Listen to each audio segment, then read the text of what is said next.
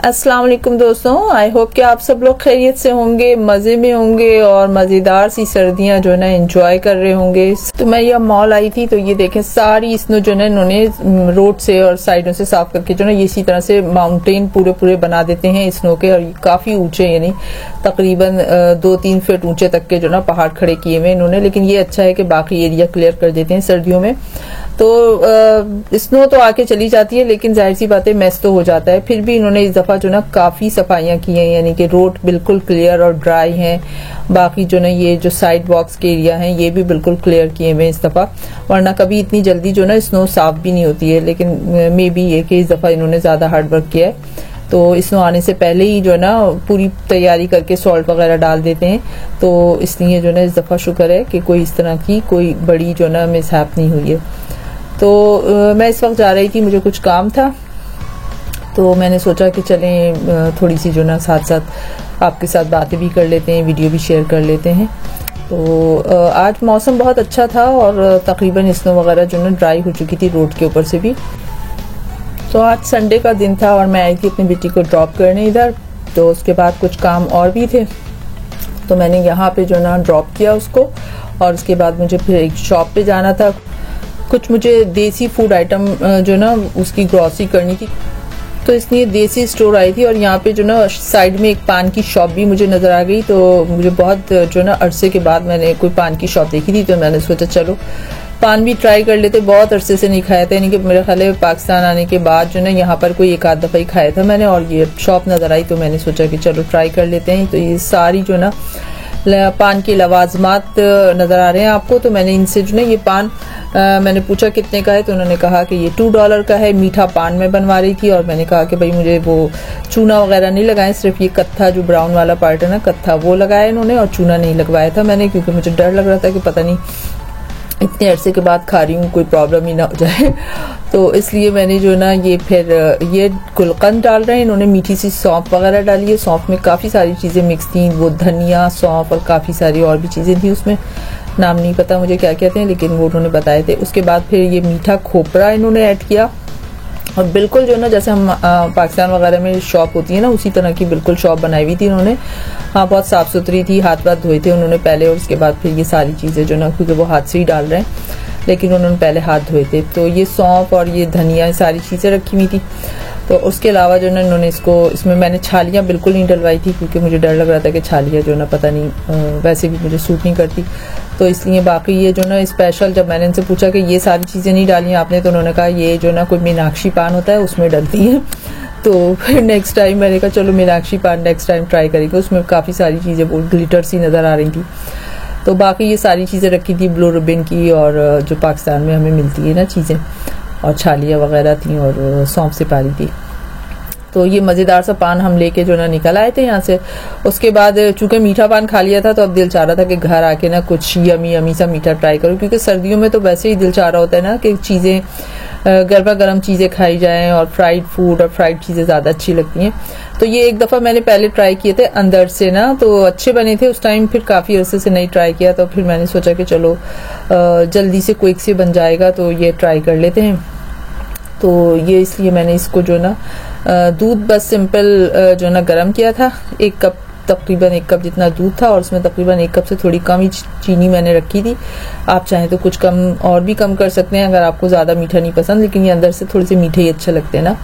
और ये उसके बाद जब इसमें से जो ना आप इसको थोड़ा सा चला लीजिए, और जब दूध आपका अच्छे से गर्म हो जाए, तो इसमें तकरीबन जो ना 1 कप ही चावल का आटा चाहिए। तो मैं वो देसी स्टोर जो ना चावल का आटा ही लेने गई थी, आपको बताना भूल गई।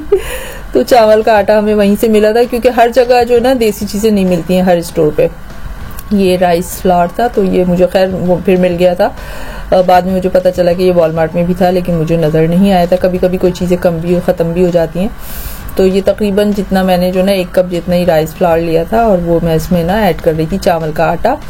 और थोड़ी सी बस इसकी जो ना लम्स वगैरह बनते हैं उसको आप हटाते रहिए, कि कोई जो ना इसमें ये ना बने, और जल्दी जल्दी बस चला के, क्योंकि दूध को उबालना वगैरह हमें नहीं पड़ता है, लेकिन आप अगर बनाएंगे तो लाजमी बात है आप दूध को पहले अच्छी तरह से उबाल लीजिएगा, और उसके बाद इसमें थोड़ा थोड़ा बस इतना डालें कि ये जो ना एक जैसे कि अच्छा हमें गाढ़ा सा ना पेस्ट बनाना है। इसका कोई मतलब ये कि आपको ज़रूरी नहीं है कि नाप के ही बनाना है क्या कितना डलेगा, बस आपको चीनी अपने हिसाब से डालनी है और चावल का आटा इतना डालें कि इसको अच्छे से जो ना वो मिक्स हो जाए इतना। तो ये क्योंकि जाहिर सी बात है जैसे आपको पता है ना कि ग्लू टाइप का बनता है, तो वो तो ये राइस है, ग्लूटेन होता है इसमें भी, तो ये सब जो ना वैसे ही जल्दी जल्दी से जो ना ये जमने लगेगा ना। तो बस इसको चलाते रहें और थोड़ा थोड़ा करके डालते रहें और जब अच्छा सा गाढ़ा बिल्कुल जो है, इसको बहुत गाढ़ा बनाना है, यानी कि जब बिल्कुल थिक होके ना आपसे चमचा चलाना मुश्किल हो जाए तो उसका मतलब है कि अब ये जो ना बन गया। उसके बाद इसको जो ना हमने फिर बस छोड़ देना है और ठंडा कर लेना है। तो ये जो ना बहुत ही यानी कि मज़ेदार इसके जो ना बनते हैं और मुझे याद है, लेकिन ये पाकिस्तान वगैरह में भी हम खाते थे और बहुत मज़ेदार होते हैं, गर्मियों सर्दियों में स्पेशली ना बहुत मज़ेदार लगते हैं। तो जब इसका पेस्ट अच्छा सा गाढ़ा सा बन जाए तो इनको एक अलग बॉल में निकाल के अच्छे से ठंडा कर लेते हैं। चाहे तो आप 2-4 घंटे के लिए रख दीजिए, लेकिन मैंने फ्रिज में रख के, क्योंकि मुझे उसी वक्त बनाना था, जब तक थोड़े से काम खत्म किए फ्रिज में रख के ये थोड़ा सेट हो गया था। उसके बाद इसके बिल्कुल छोटे छोटे से आपने ना बाइट साइज के बनाने, तो जितने छोटे बनते हैं ना उतनी जल्दी वो रेडी भी हो जाते हैं ना, वरना वो अंदर से फिर अगर बड़े बनेंगे तो अंदर से अच्छी तरह से कुक नहीं होते।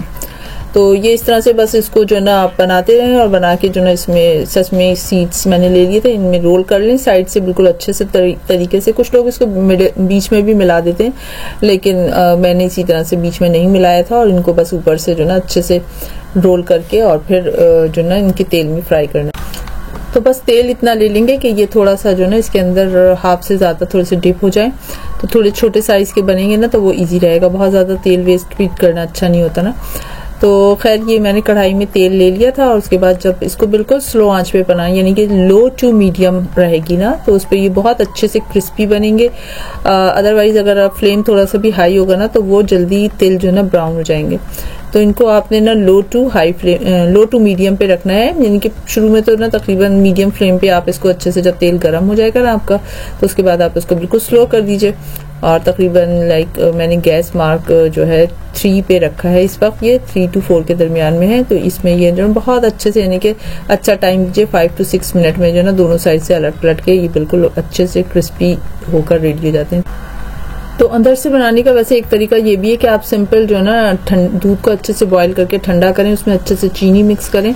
चीनी मिक्स करके आप उसमें जो ना इसी पोर्शन में जो ना आप चावल का आटा मिक्स कर लीजिए और उसके बाद उसको थोड़ा सा जो ना 2-4 घंटे के लिए रख दीजिए सेट होने के लिए। उसके बाद उसको जो ना छोटी छोटी सी वही गोलियां बनाइए। रफ गोलियां बनाते हैं, मतलब बिल्कुल राउंड करना जरूरी नहीं है, क्योंकि वो बीच से जो ना थोड़े से फट भी जाते हैं तो भी उसका टेक्सचर उसी तरह का होता है ना, गोल बिल्कुल नहीं होते, गुलाब जामुन नहीं बन रहे, तो अंदर से इसी तरह से बनते हैं। तो उसको भी आप ट्राई कर सकते हैं, वो भी एक अच्छे और बिल्कुल अच्छे से क्रिस्पी से गर्मा गर्म से ना सर्दियों में बेहतरीन चीजें एंजॉय करने के लिए और जल्दी रेडी भी हो जाती है। मतलब इसमें काम ज्यादा नहीं करना, आप थोड़ा बहुत काम करके जैसे उनको मिक्स करके रख दीजिए 2-4 घंटे के लिए, अपने बाकी काम कीजिए।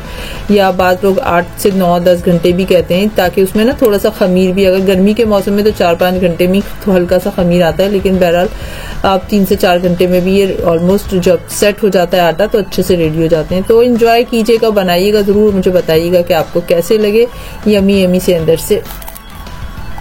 नेक्स्ट मॉर्निंग जो है ना कल जितना अच्छा वेदर था नेक्स्ट मॉर्निंग जो ना उतना ही खराब हो गया था। ये देखिए स्कूल बसेस वगैरह जा रही हैं, बच्चे स्कूल के लिए निकल गए थे और इतना फॉग हो रहा था ना इस टाइम के, बिल्कुल आपको 1 मीटर के आगे जो ना कुछ नजर ही नहीं आ रहा था, बहुत ज्यादा फॉग हो गया था।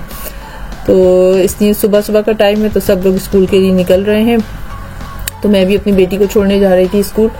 तो बहरहाल कुछ भी हो, फॉग हो या बारिश हो, ये तो साथ साथ रेन भी हो रही है, रेनिंग थी और वैसे तो वार्निंग थी फ्रीजिंग रेन की, लेकिन अल्हम्दुलिल्लाह कि फ्रीजिंग रेन नहीं हुई है, क्योंकि टेम्परेचर थोड़ा सा प्लस में ही था ना, 3 या 4 था, तो इसलिए फ्रीजिंग रेन नहीं हुई। तो वो सिंपल रेन होती रही थोड़ी थोड़ी ऑन एंड ऑफ, और उससे जो ना लेकिन फॉग बहुत ज़्यादा थी।